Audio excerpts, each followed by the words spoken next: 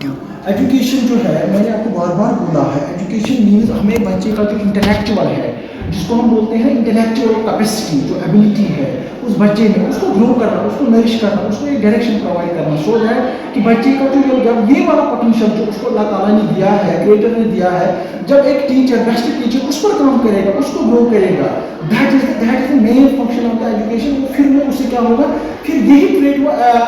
future میں apply کر سکتا ہے سوسائٹی کو کنٹریبیوٹ کر سکتا ہے وہی ہم چاہتے ہیں ایجوکیشن کے ذریعے سے بچے میں یہ چیزیں پیدا ہوں دیٹ از ایک تو سوشلائزیشن کے ساتھ ساتھ اس بچے کی انٹلیکچوئل کیپیسٹی ہے ٹیچر ایسا ہونا چاہیے جو اس کو آئیڈینٹیفائی کرے اور اس کو پراپر ڈائریکشن دے تاکہ وہ گرو ہو جائے ڈیولپ ہو جائے اور سوسائٹی کو کنٹریبیوٹ کرے تھینک یو ویری ہاں اعجاز السلام علیکم ورحمۃ اللہ وبرکاتہ تو جب ہم نے بچہ کی جو ایجوکیشن ہے اس کا جو مین فوکس ہوتا ہے جو ماڈرن ایجوکیشن ہے کیونکہ پریویس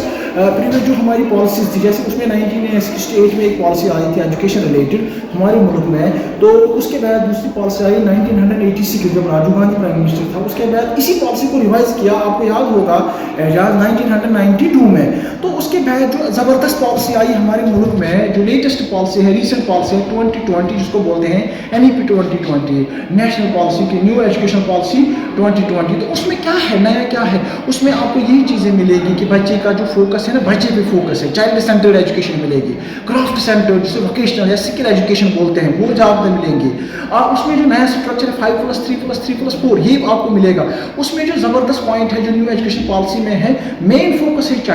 چائلڈ کے ٹریڈ چائلڈ کے انسٹنکٹ جس کو بولتے ہیں نیڈ اینڈ پوٹینشیلٹیز ٹریٹس وہ سائیکالوجیکل ٹریٹس کو آئیڈینٹیفائی کرنے کے بعد ایک بیسٹ ٹیچر کا کام ہوتا ہے اس کو پراپر ڈائریکشن دینا دیٹ از دا ایجوکیشن کا مطلب یہی ہے نا جب ہم دیتے ہیں جیسے رئیس سر نے ایجوکیشن کو ڈیفائن کیا اعجاز میں نے آپ جا سکتے ہو میرے یوٹیوب چینل پہ میں نے اس کو ڈیفائن کیا ہے ایجوکیشن کا مطلب ہے آپ کیسے اس کو ہیومنائز کرو گے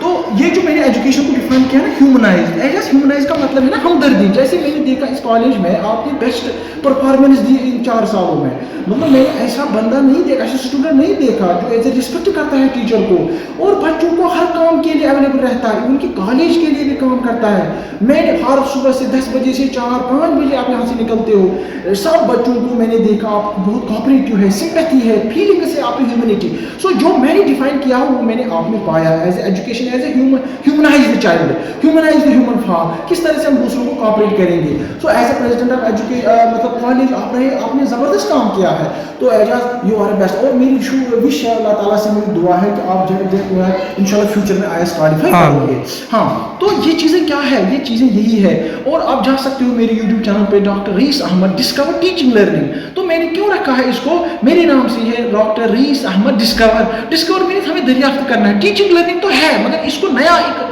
شروع مطلب ایک شیپ دینی ہے اپڈیٹ کرنا ہے اس ٹیچنگ میتھڈالوجی کو تاکہ بچوں کو آرام سے یہ آسانی سے سمجھ آ جائے تو یہی میرا کہنے کا مطلب ہے humanise the child thank you very much